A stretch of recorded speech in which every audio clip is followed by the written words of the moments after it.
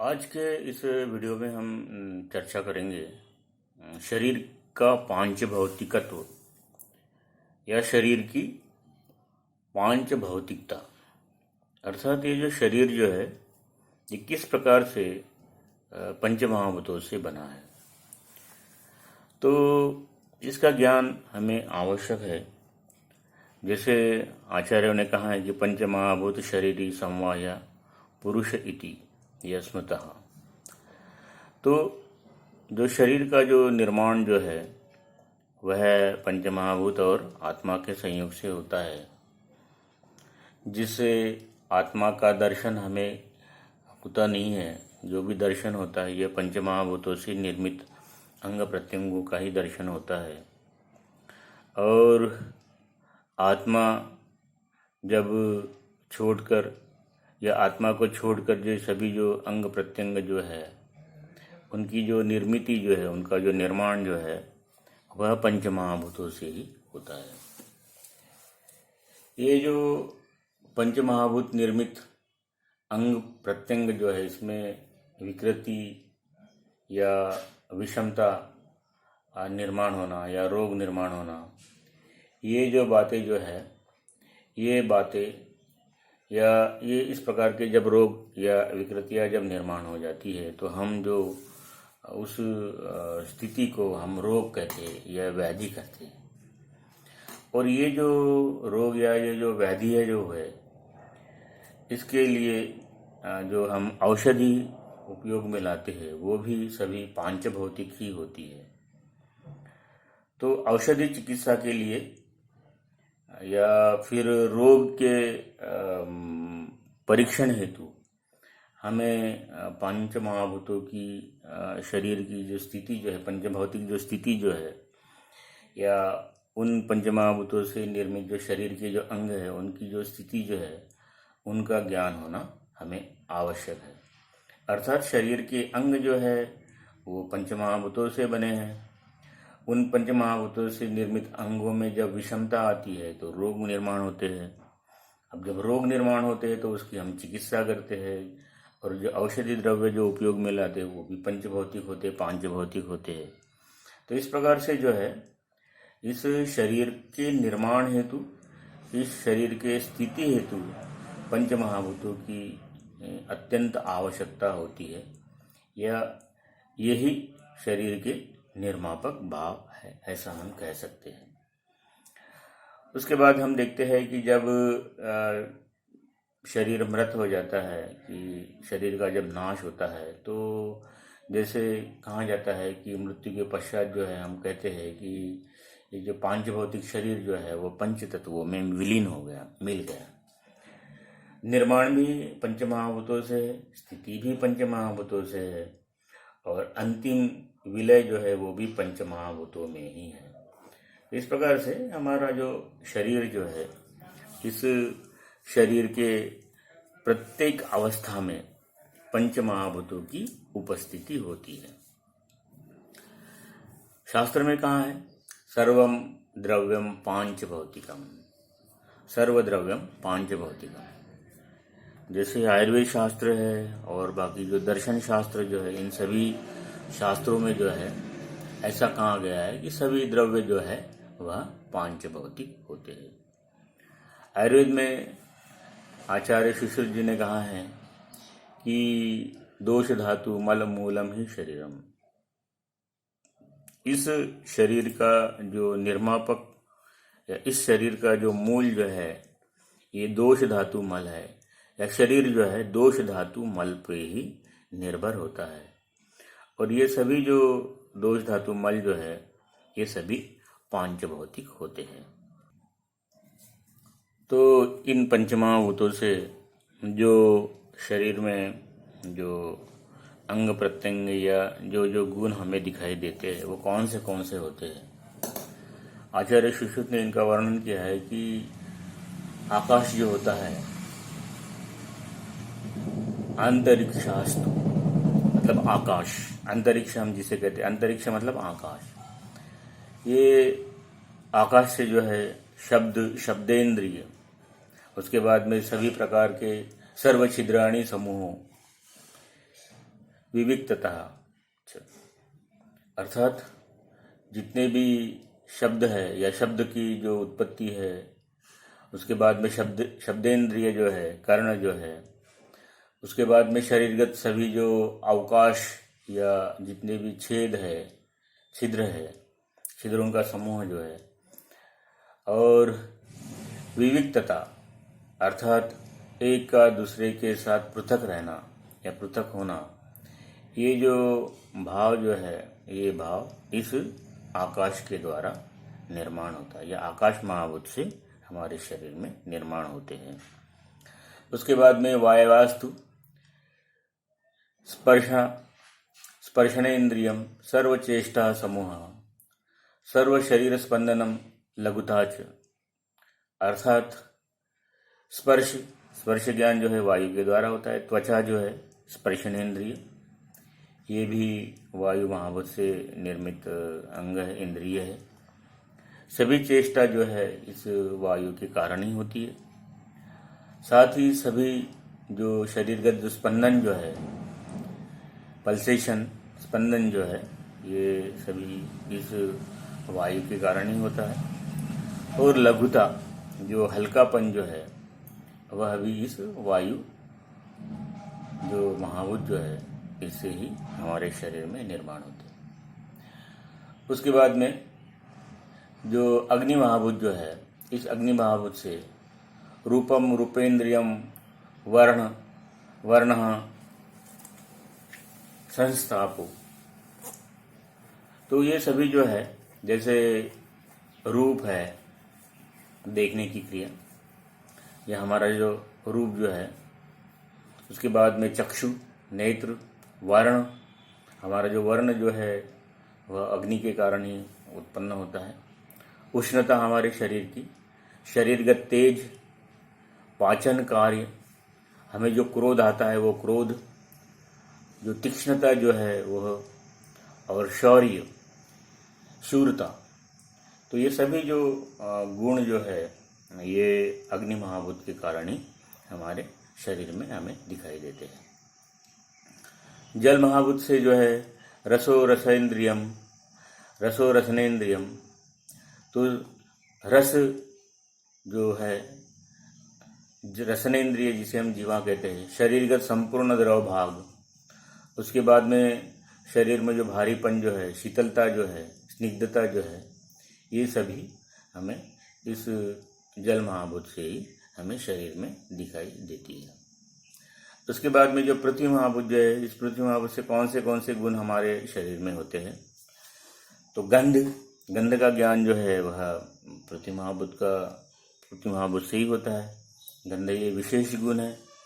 उसके बाद में घ्राणेन्द्रिय, जो गंध का ज्ञान करवाने वाला जो इंद्रिय जो है वो घ्राणेन्द्रिय।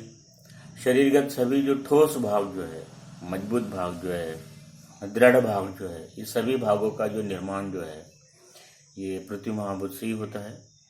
उसके बाद में गुरुता, भारीपन जो है, ये गुरुता भी इस पृथ्वी महाभूत से ही होती है। आचार्य चरक ने कहा है जो पृथ्वी महाभूत जो है, इस पृथ्वी महाभूत के कारण शरीर में खुरदरापन, खरत्व आता है। उसके बाद में जल महाभूत से जो है वो द्रवत्व आता है, गीलापन आता है, और जो गीली चीज जो है थी वह बहती है, बहना उसका विशेष गुण है। अग्नि के कारण जो है उष्णता होती है, हमारे शरीर की जो उष्णता जो है अग्नि के कारण है। वायु के कारण जो है वह चलत्व, गति जो है, चलन करना, जाना, आना जाना, हलचल जो है, ये सभी जो है वायु के कारण होता है। और आकाश जो है वह अप्रतिघात, स्पर्श न होना, गति में बाधा न होने देना, तो इस प्रकार से जो है अप्रतिघात, प्रतिघात मतलब बाधा, अप्रतिघात मतलब बाधा न होने देना। जैसे हवा में जो है या जो भी जहाँ पे रिक्त स्थान जो है वहाँ पे हम कोई भी चीज़ आसानी से कर सकते हैं, तो जो आकाश जो है वह कभी भी बाधा नहीं होने देता, या गति जो रहती है, गति को कोई भी बाधा नहीं होने देता। तो इस प्रकार से ये जो है ये वायु आकाश महाभूत के कारण ये जो गुण जो है प्रतिघात, ये गुण जो है ये शरीर में दिखाई देता है। पृथ्वी के कारण गुरुता आती है, भाव प्रकाश में बदला है। जल के कारण स्निग्धता आती है, अग्नि के कारण तीक्ष्णता आती है, वायु के कारण रुक्षता आती है और आकाश के कारण लघुता शरीर में आती है।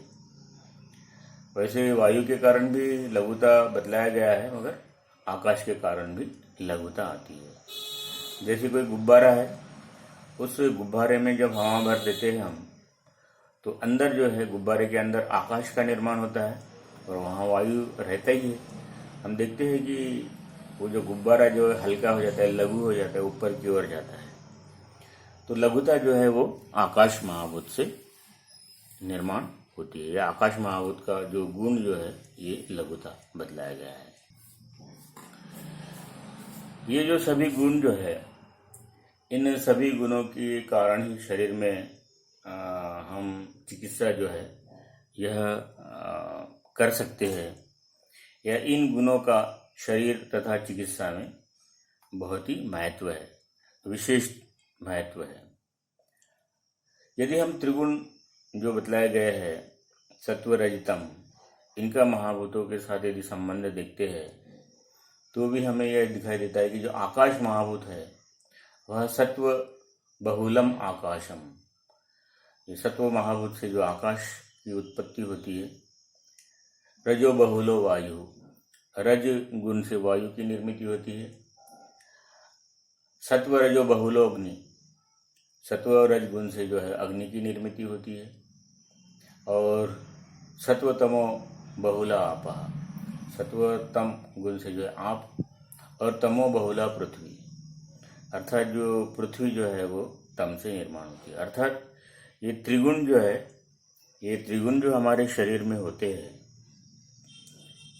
उनका ही जो स्वरूप जो है पंचमहाभूतों के सहारे या पंचमहाभूतों के रूप में हमारे शरीर में रहते हैं।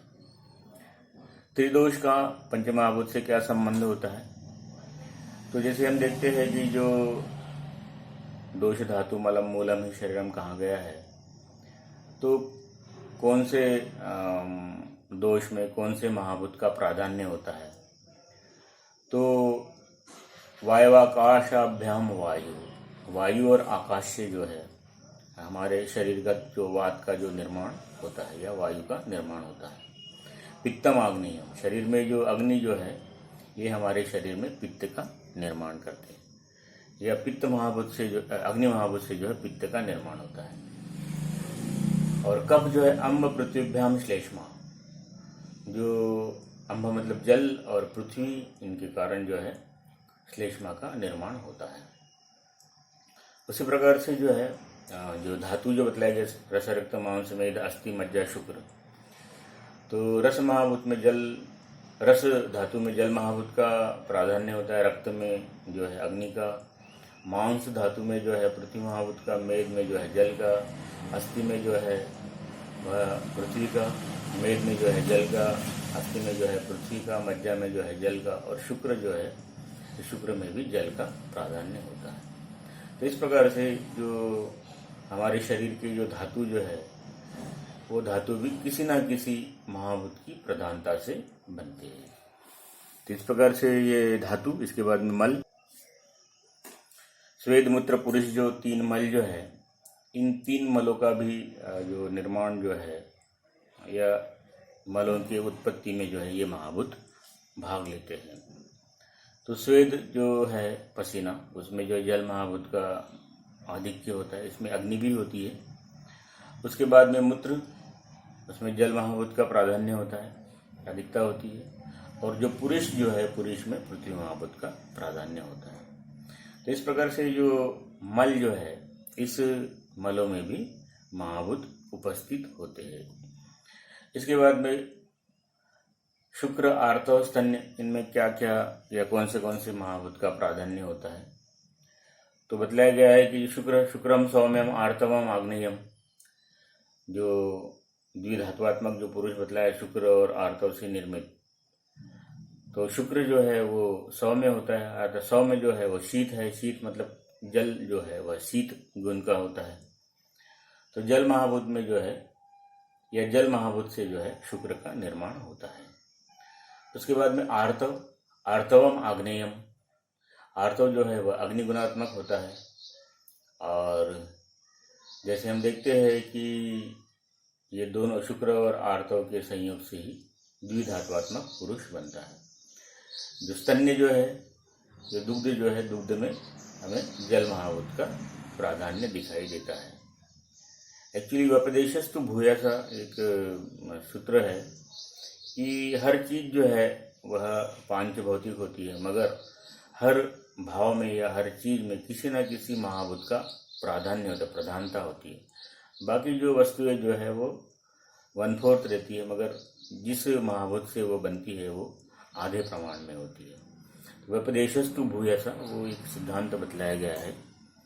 तो इस प्रकार से ये जो है महाभूत, प्रत्येक अंग जो है ये पंचमहाभूतों से ही निर्मित होता है, मगर किसी न किसी विशेष महाभूत का उसमें प्राधान्य होता है। जैसे ये अंग महाभूत संबंध जो है, तो इसमें हम देखते हैं कि जो फुफ्फुस जो है, लंग जो है, इसमें आकाश महाभूत का प्राधान्य होता है। बाकी के भी महाभूत रहते हैं, मगर आकाश महाभूत प्रधान रूप से रहता है। उसके बाद में स्नायु जो है, स्नायु उसमें पृथ्वी महाभूत रहता है। केश जो है उसमें पृथ्वी महाभूत रहता है। उसके बाद में दंत जो है उसमें पृथ्वी महाभूत रहता है। नाड़ियाँ जो है उसमें वायु महाभूत रहता है। तो हमारे शरीर के जो जितने भी अंग प्रत्यंग जो है, हर एक अंग, हर एक प्रत्यंग, हर एक रचना किसी न किसी महाभूत की प्रधानता से बनी होती है। जितने भी हमारे शरीर के छिद्र है ये सभी आकाश महाभूत से बने रहेंगे। तो इस प्रकार से प्रत्येक रचना जो है ये पांच भौतिक होती है, मगर किसी न किसी महाभूत का उसमें प्राधान्य होता है।